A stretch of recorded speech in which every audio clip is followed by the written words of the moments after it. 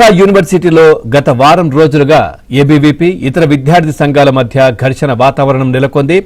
శాఖ నిర్వహిస్తున్న ఏబీవీపీ సభ్యులను ఇతర సంఘాలు అడ్డుకోవడంతో మొదలైన ఈ వివాదం తీవ్ర రూపం దాల్చింది. తమపై దాడి చేసిన వారిపై చర్యలు తీసుకోవాలని డిమాండ్ చేస్తూ ఏబీవీపీ ఆర్ఎస్ఎస్ శ్రేణులు వర్సిటీ మెయిన్ గేట్ వద్ద ఆందోళన చేపట్టారు.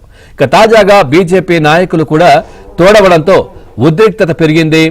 నగరంలో సెక్షన్ 30 అమల్లో ఉన్నందున పోలీసులు ఆందోళనకారులను అడ్డుకోవడంతో తోపులాట, వాగ్వాదం చోటు చేసుకున్నాయి.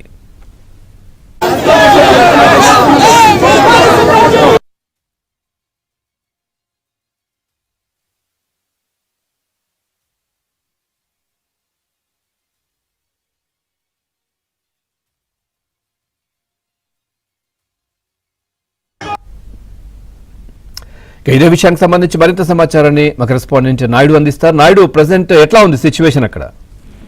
So Andhra university main gate ఎదుట గత 4-5 రోజులుగా కూడా ఏబీవీపీ ఆధ్వర్యంలో ఆందోళన చేస్తున్నారు. దీనికి ప్రధాన కారణం ఆంధ్ర యూనివర్సిటీలో ఉన్నటువంటి ఏదైతే ఏబీవీపీ విద్యార్థి నాయకులు సాక్క అని చెప్పి ఒక ప్లెజ్ నిర్వహిస్తారు. ఆ ప్లెజ్ ని ఆంధ్ర యూనివర్సిటీ లోపల నిర్వహిస్తున్నారు. ఈ విషయం తెలిసినటువంటి ఎస్ఎఫ్ఐ విద్యార్థులు సో యూనివర్సిటీలో ఇలాంటి మతపరమైనటువంటి కార్యక్రమాలు నిర్వహించకూడదంటూ కూడా అడ్డుకోవడం జరిగింది. ఈ క్రమంలోనే వారం రోజుల క్రితం ఇరు వర్గాల మధ్య కూడా తోపులాట, వాగ్వాదం కూడా జరిగింది.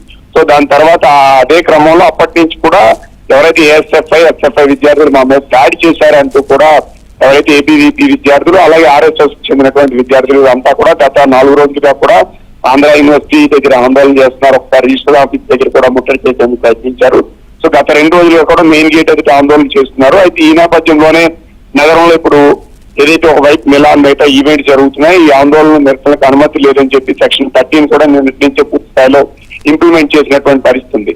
సో ఈ రోజు ఆంధ్ర యూనివర్సిటీ మెయిన్ గేట్ వద్ద ఏబీవీపీ అలాగే ఆర్ఎస్ఎస్ తో పాటుగా బీజేపీ నేతలు కూడా కొంతమంది తోడే ఆందోళన చేపట్టారు. అయితే ఈ నేపథ్యంలో పోలీసులకి వీరికి మధ్య కూడా కొంత వాగ్వాదం జరిగింది. అయితే ఏదైతే శాఖ నిర్వహిస్తున్నప్పుడు అడ్డుకున్నటువంటి విద్యార్థి సంఘాల నాయకులు తమపై దాడి చేశారో వాళ్ళ మీద చర్యలు తీసుకోవాలంటూ వాళ్ళు ఆరోపించడం జరిగింది.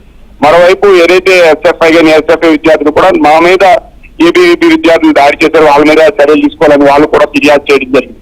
సో ఇరు వర్గాలు కూడా ఫిర్యాదులు కొనసాగుతున్న నేపథ్యంలో సో ఏబీవీపీ మాత్రం ఖచ్చితంగా వారి మీద చర్యలు తీసుకోవాలంటూ ఆందోళన చేస్తున్నారు. బీజేపీ నేతలు రావడంతో కొంత ఉద్రిక్తం నెలకొంది.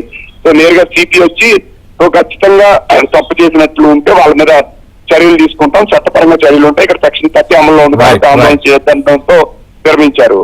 Thank you Naidu.